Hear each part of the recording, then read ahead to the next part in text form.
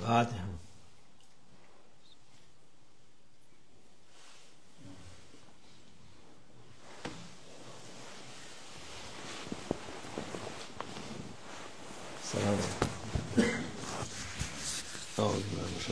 Bismillahirrahmanirrahim. Ve salatu ve selamu ala Resulina Muhammedin seyyidina ve ahirin. Meded ya Resul, meded ya Sadat ashabına, meded ya meşayih destur ve aşamla fazla sen şu Muhammed al-Hakkani tarikatına astahba vel hayru fil cemiyye. Euzubillahimineşşeytanirracim. Bismillahirrahmanirrahim. Ve akimus salatu ve zekate ve rkâ'u ma'ar-râki'in. Sadakallahul azim. Allah Azze ve Celle namazı ilk başta İslam'ın emirlerinin başıdır. Namaz kılmak, zekat vermek.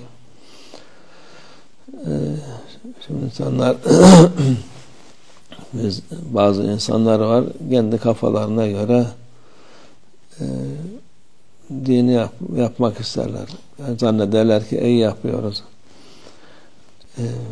Namazın yerine hiçbir şey geçmez. Farz namazın yerine hiçbir şey geçmez. Onu yapman lazım. Başka şey ne yaparsan onu telafi edemezsin. Onun faziletini, onun sevabını, ondan sonra onu kılmayıp da şey yaparsan ahirette her namaz için 80 sene namaz kılarsın. 80 sene dedim, bütün hayatın insanın 80 senedir ancak. Yani farz olduğu vakit. Onun için bazı insanlar işte riyazat yapacağım, namaz kılar mısın? Yok. Riyazatın ne faydası var sana vakit? Ne riyazatı, ne tesbihatı, ne sadakası, hiçbir şey namazın yerini tutmaz. İslam'ın emri, Allah Azze ve Celle'nin emri, İslam'ın usulü, direği namazdır. Namazı kılmadıktan sonra istersen 100 sene tesbihat yap, 100 sene oruç tut, 100 sene ne yaparsan amuda kalk, gene hiçbir namazın yerini tutmaz. Bir vakit namazın yerini tutmaz. Şimdi bazı insanlar bazıları kendi kafalarına göre yapar, ben yaparım. Bazıları da başkalarının lafıyla bu şeyler yapar ki o da onlara bir fayda vermez. Fayda vermez, zarar verir. Çünkü farzı bırakmışsın, nafile yapıyorsun. Nafile, hadi Allah tesbihat o da başka bir sevabı var ama onun namazın yerine geçmez. Yani o muhakkak namazını kılacaksın. Tesbihat ondan sonra yaparsın. Nafileler de yapabilirsin ondan sonra. İstediğin şey yapabilirsin. Oruç da aynı şekilde.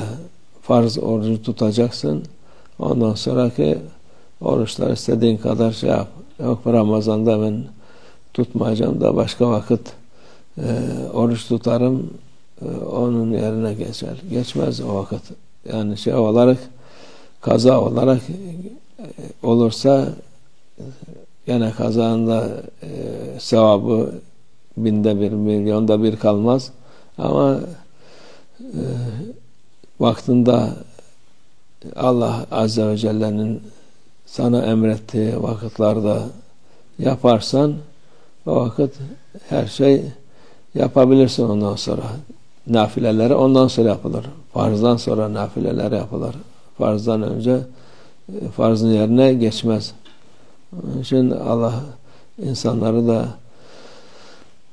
kendi düşünceleri değil de Allah'a yol göstermiş. O yolda gideceksin. Onu yaptıktan sonra sen istediğin kadar dediğin gibi düşüncelerini yapabilirsin. Tesbihatını bütün gün yap. Bütün sene yap. Mühim değil.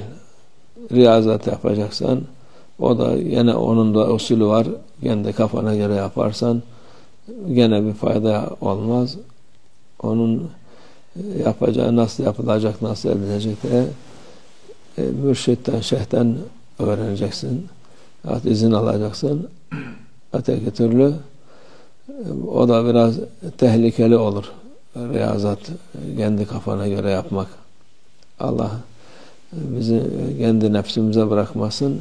Nefes iyilik yapayım derken kötülük yaptırabiliyor insanı. Allah muhafaza etsin. Ve minallah tevfik. El Fatiha.